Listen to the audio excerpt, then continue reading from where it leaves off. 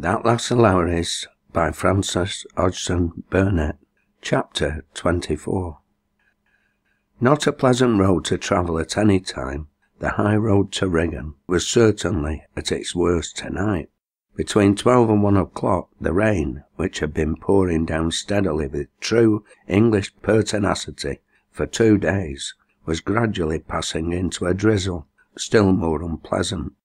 A drizzle that soaked into the already soaked clay, that made the mud more slippery, that penetrated a man's clothing and beat softly but irritatingly against his face, and dripped from his hair and down upon his neck, however well he might imagine himself protected by his outside wrappings. But if he was a common traveller, a rough tramp or labourer, who was not protected from it at all, it could not fail to annoy him still more, and consequently to affect his temper.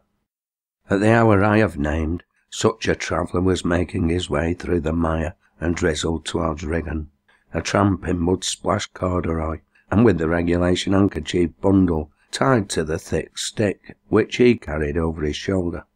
"Damn the rain," he said, "damn the mud, damn the road, damn everything." It was not alone the state of the weather that put him out of humour. "The lass," he went on, "damn her handsome face, going again a chap, working again him and setting herself in his road. Blast me," grinding his teeth, "blast me, if I don't have it out here." So, cursing and alternating his curses with raging silence, he trudged on his way, until 4 o'clock, when he was in sight of the cottage upon the Knoll road, the cottage where Joan and Liz lay asleep upon their poor bed, with the child between them. Joan had not been asleep long. The child had been unusually fretful and had kept her awake, so she was the more easily awakened from her first light and uneasy slumber by a knock on the door. Hearing it, she started up and listened. "Who is it?" she asked in a voice too low to disturb the sleepers, but distinct enough to reach Lowrie's hearing. "Get thee up and open the door," was the answer. "I want thee." She knew there was something wrong. She had not responded to his summons for so many years without learning what each tone meant, but she did not hesitate. When she had hastily thrown on some clothing, she opened the door and stood before him. "I did not expect to see you tonight," she said quietly. "Happen not," he replied. "Come out here, I have summat to say to you." "You want to come in?" she asked. "Nay, what I had to say might wakken th' young un." She stepped out without another word and closed the door silently behind her. There was the faintest possible light in the sky, the first tint of dawn, and it showed even to his brutal eyes all the beauty of her face and figure as she stood motionless, the dripping rain falling upon her. There was so little suggestion of fear about her that he was roused to fresh anger. "Damn you," he broke forth, "do you know as I've fun you out?" She did not profess not to understand him, but she did not stir an inch. "I didna know before," was her reply. "You thought as I were to be stopped, did you? You thought as you could keep quiet and stand in my way and on me back till I'd forgotten? You're a brave wench. Never mind how I fun you out and seed how it were. I've done it, that's enough for you, and now I've come to have a few words with you and settle matters. I come here tonight a purpose, and this is what I've getten to say. You're stubborn enough, but you canna stop me. That's one thing I had to tell you, and here's another.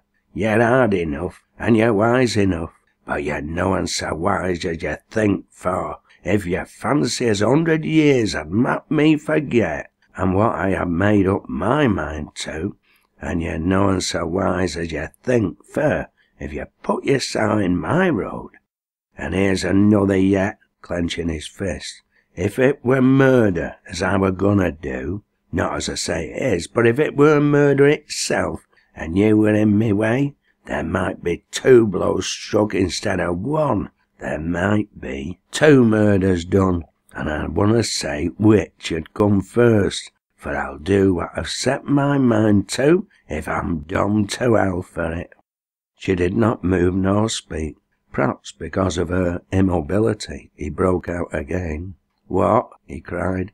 "You hanging on to gentlemen, and dogging 'em, and dragging yourself through dark and mire to save 'em from having their pretty faces hurt and getting their dues?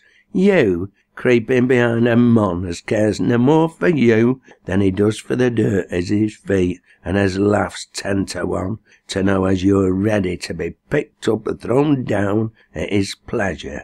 You watching its shade at trees and stopping 'em on by night, as wouldn't ha' stopped to speak to you by day.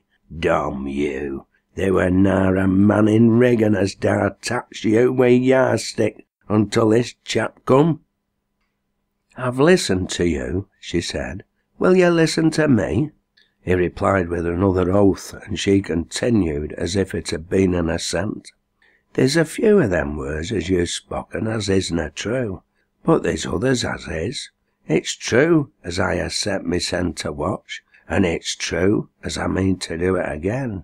If it's nowt but simple harm you mean, you shanna do it. If it's murder you mean, and I dunna trust you as it isna, if it's murder you mean, there's you and me for it before it's done, and if there's deathly blow struck, the first shall fall on me. There," and she struck herself upon her breast. "If I were ever afeard of you in my life, if ever I feared you as child or woman, dunna believe me now." "You mean that?" he said. "You know whether I mean it or not," she answered. "Aye," he said, "I'm dommed if you dunna, you she-devil. And being as that's what's ailing thee, I'm dommed if I dunna mean summat too." And he raised his hand and gave her a blow that felled her to the ground. Then he turned away, cursing as he went. She had uttered no cry of appeal or dread, and Liz and the child slept on inside as quietly as before. It was the light falling rain and the cool morning air that roused her. She came to herself at last, feeling sick and dizzy, and conscious of a fierce pain in her bruised temple. She managed to rise to her feet and stand, leaning against the rough gate-post. She had borne such blows before, but she had never felt her humiliation so bitterly as she did this moment. She laid her brow upon her hand, which rested on the gate, and broke into heavy sobs. "I shall bear the mark for mony a day," she said. "I mun hide me sen away," she said. "I couldna bear for him to see it, even though I get in it for his sake.